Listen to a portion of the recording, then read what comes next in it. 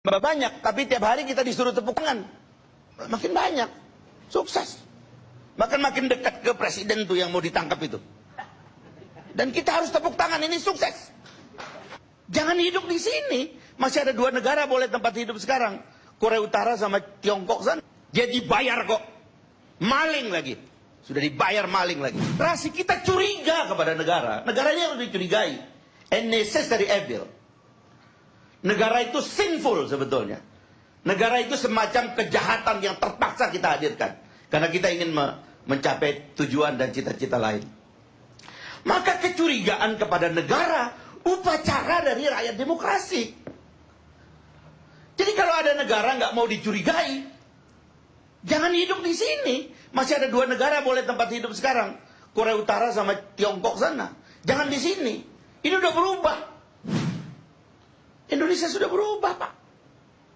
Jadi kosakata menjatuhkan legitimasi pemerintah, memang mau dijatuhkan legitimasi pemerintah. Emang kenapa? Dia dibayar kok. Maling lagi. Sudah dibayar maling lagi. Jatuhkan itu kredibilitasnya. Kalau Anda mau kredibilitas Anda bagus, bela diri secara baik, secara intelek. Bicara yang baik. Jangan kemudian mengimpus pasal-pasal karet untuk mengancam orang yang berpendapat dong. Kalau orang bego nggak bisa jadi pemimpin dalam demokrasi. Itu teorinya. Hanya orang cerdas yang bisa memimpin demokrasi. Nah gitu, itu cara berpikirnya, filsafat demokrasi itu begitu. Dan kita sudah bikin konstitusinya. Mau nyesal, mau kembali ke konstitusi lama? Nggak bisa, Pak. Ini kita sudah datang ke sini. Itu yang pertama. Jadi ada semacam kegamangan naratif. Kita ini bingung dengan kebebasan yang kita buat sendiri. Kita ini galau. Apalagi sekarang ada sosial media. Saya ngecek itu Google ya, bahasa Inggris Bang Karni. The meaning of hoax. Saya Google tuh. Yang keluar tuh artikel tentang Indonesia semua. Karena negara yang gelisah dengan ini cuman kita. Termasuk kalau ketik itu apa itu? Fire holes of falsehood itu, yang dibesar-besarkan tuh. Yang keluar artikel tentang Indonesia semua. Karena yang gelisah dengan kebebasan ini cuma kita. Yang lagi gamang dan galau dan disorientasi itu kita. Terutama pemimpin. Dan terutama para penguasa sekarang. Jadi kebebasan itu harus dihadapi dengan cara lain. Dalam demokrasi. Perang naratif. Apa versimu negara? Bicara dong. Jangan kemudian, bahkan sekarang bukan cuma mau naruh pasal. Sudah dilakukan begitu banyak tindakan preemptif. Dan kita semua diam. Dan yang paling banyak diam itu Fakultas Hukum. Itu kan omongannya Prof. Andi Hamzah itu kan fundamental itu. Kalau saya jadi ahli hukum, mundur saya itu. Ya. Kita mau mengatur hal-hal yang nggak bisa diatur. Tapi karena pandangan negara harus menseleksi pikiran-pikiran seperti Goebbels tadi itu. Lalu itu mau diterapkan. Mana pikiran yang boleh, mana yang tidak boleh. Sudah lewat, Pak. Udah 20 tahun lebih. Itu yang pertama. Yang menyebabkan kegalauan. Kedua, saya kira, negara melemah kapasitasnya. Memang ada yang berat dari negara itu. Dalam teori kita belajar negara. Negara ini memang organisasi yang susah diukur kinerjanya, Bang Karni. Ngukir kinerja pribadi, kinerja perusahaan, kinerja keluarga, kinerja organisasi non-profit. Bahkan Peter Drucker menulis tentang organisasi non-profit. Sehingga kita bisa menilai kinerja dengan baik. Negara itu lembaga organisasi sosial besar yang sulit dinilai kinerjanya. Sehingga kadang-kadang negara itu gagal pun nampak sok sukses. Dan itu juga yang terjadi dengan kita sekarang ini. Negara kita ini saban hari berkampanye sok sukses. Padahal gagal. Saya ini anggota DPR, saya ini mengawasi banyak pekerjaan pemerintah. Saya baru terbang dari Lombok tadi. Kenapa orang Lombok tuh begitu marah tadi, kampanyenya dahsyat? Karena orang Lombok merasa ditipu. Bagaimana negara 8 bulan yang lalu presidennya mengangkat buku tabungan kayak begini, saya akan transfer besok 50 juta. Sampai hari ini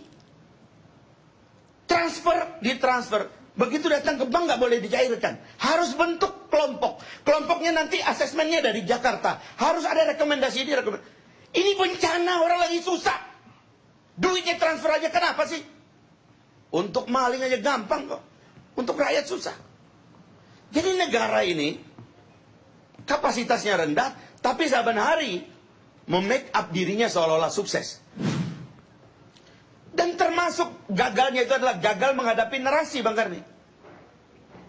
Saya nggak ngerti negara ini siapa juru bicaranya sekarang. Begitu banyak persoalan yang ada dan kebingungan yang mereka tidak mengerti dari kebebasan rakyat itu.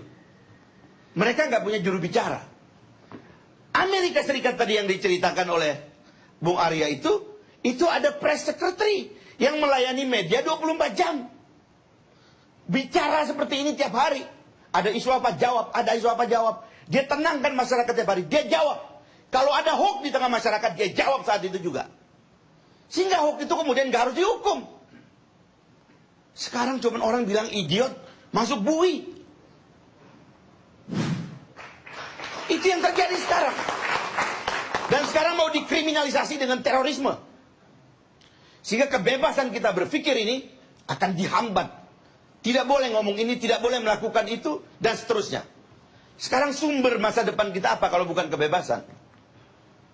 Kenapa orang di negara-negara demokrasi itu dalam risetnya, pertumbuhan kelas menengahnya tinggi, inovasinya tinggi, ekonomi kreatifnya berkembang, mereka memproduksi semua hal. Kenapa? Karena kebebasan. Sekarang kebebasan mau dihambat, bahkan mau dituduh teroris. Ini termasuk kinerja negara yang sebenarnya sedang melemahkan dan menjatuhkan kita. Tapi mereka menganggap dirinya lagi berprestasi. Saya sering mengatakan, koruptor tambah banyak, tapi tiap hari kita disuruh tepuk tangan. Makin banyak, sukses. Bahkan makin dekat ke presiden tuh yang mau ditangkap itu. Dan kita harus tepuk tangan, ini sukses. Jadi itu yang ketiga, yang kedua, yang terakhir Bang Karni, yang saya ingin katakan adalah lemahnya kapasitas kepemimpinan.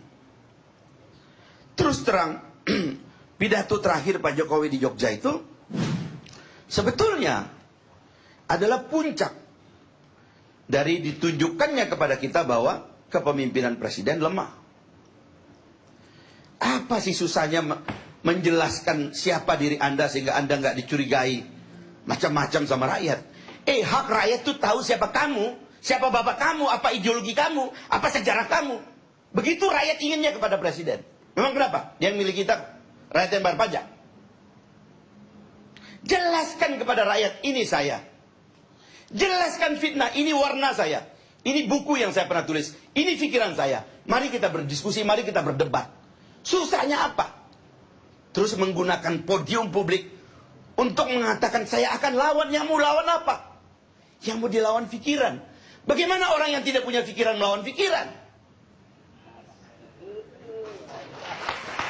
Jadi sekali lagi, kegalauan transisi yang 3 hal ini menurut saya adalah alasan orang untuk melihat di mana sebab kegelisahan masyarakat dan kenapa orang itu merubah pilihannya. Saya kira saya sudah jawab malam ini. Kalau mau berubah masih ada waktu 20 hari. Terima kasih Bang Karni. Assalamualaikum warahmatullahi wabarakatuh.